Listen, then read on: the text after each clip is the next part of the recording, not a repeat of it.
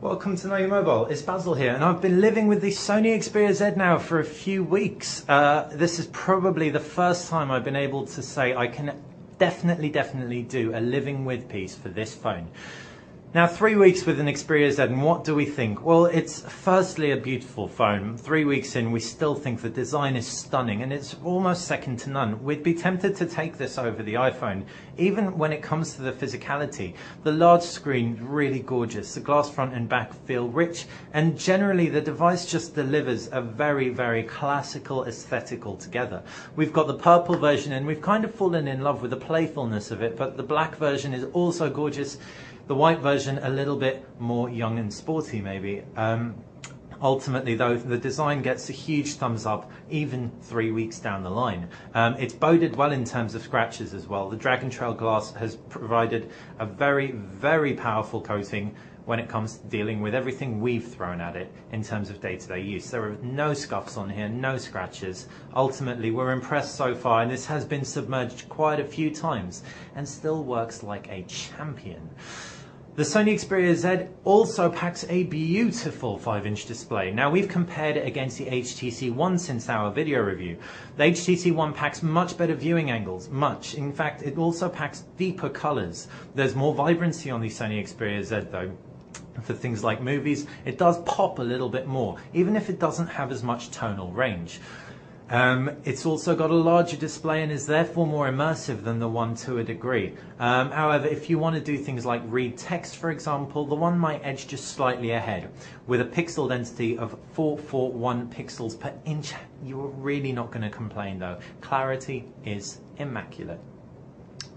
So that's been the screen and the design. We'll jump back to the design a little bit and refer to all these ports. Now, we mentioned in our video review, because that's what we were informed, that the actual phone would come with a dock.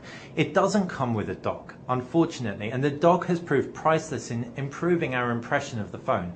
All the ports are underneath flaps, so in order to charge the phone, we'd have to wedge our fingernail under here and stick a micro USB port in there. And it's not the end of the world, but this flap, if that breaks, for example, it stops it being waterproof, blah, blah, blah. We're just a little bit concerned. It probably won't happen. Chances are it's just us being overly concerned, as we're meant to be as reviewers. However, it's worth bearing in mind, especially if you have real issues with opening up flaps. Also, if you do get this phone and want to be listening to music all the time, you should definitely invest in a Bluetooth receiver or a Bluetooth set of headphones, as again the 3.5mm headphone jack is underneath flap, and if you've got that open in your pocket, for example, and it's rubbing away in your pocket, we can see that flap wearing down. Had no experience of this happening, don't get us wrong, but we're just being foresightful.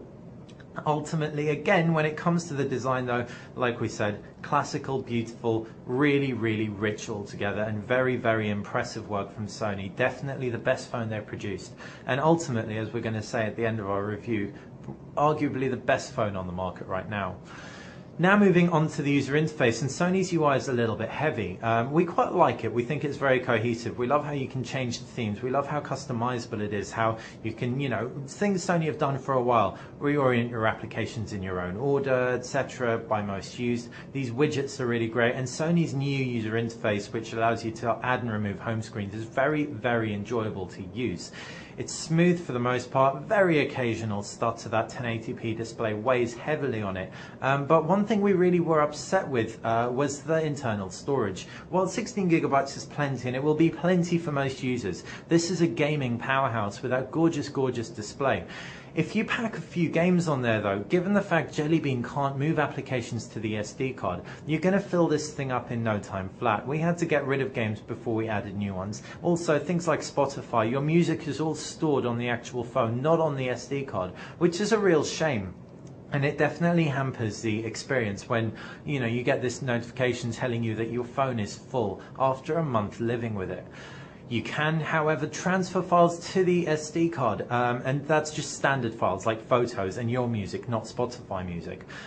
This is all handled by a very intelligent mode within the phone, and we really like that Sony have thought of that. Next, it's really up to Android, not Sony, to allow you to move applications to the SD card once again. In terms of the camera, we maintain what we said in our review. It produces very, very pleasing images, however they are heavily processed. Ultimately, you're going to be enjoying this camera to death if you're a standard user. If you plan on taking your images and photoshopping them afterwards, you might feel like you're a little bit let down by the quality of the images.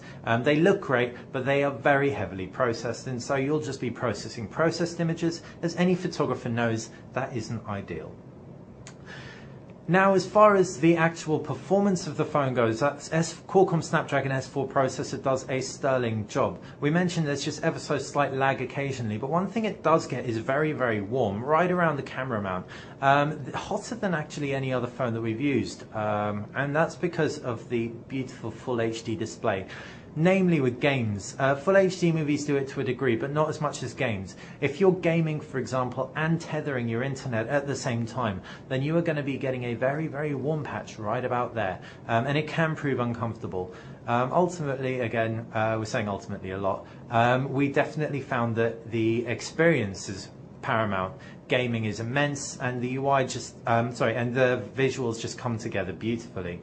Battery life is very hit and miss. We're able to get a day and a half out of this phone with battery stamina on, when we weren't using the screen too intensively, but when we were able to get as little as 6 hours out of the phone, 6 to 8 hours. So it won't even last a working day, let alone a full day. But like we said, if you're going to be using it in a more standard way, you can get as much as 1.5 to 2 days out of it with the power stamina mode on. So that's been our living with the Sony Xperia Z. We hope you've enjoyed. If you've got any questions, please fire us a comment below. If you've enjoyed this video, click like, and if you enjoy all our videos, just click subscribe.